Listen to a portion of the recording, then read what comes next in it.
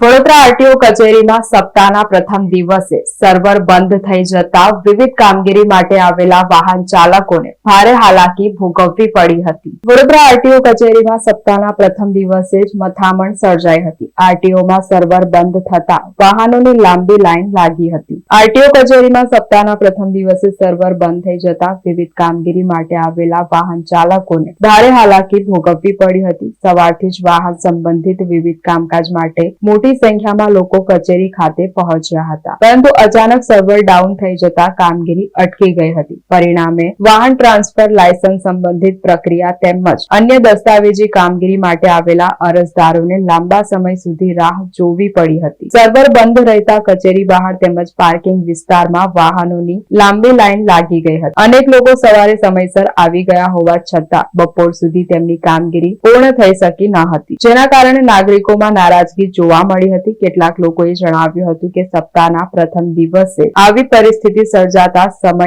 અને કામ બંને બગડ્યા છે. આરટીઓ કચેરીના કર્મચારીઓ દ્વારા ટેકનિકલ ખામી દૂર કરવાની કાર્યવાહી હાથ ધરવામાં આવી હતી. થોડા સમય બાદ સર્વર શરૂ થતા કામગીરી ધીમે ધીમે શરૂ થઈ હતી, પરંતુ ત્યાં સુધીમાં મોટી સંખ્યામાં લોકો ભેગા થઈ જતા અવ્યવસ્થા સર્જાઈ હતી.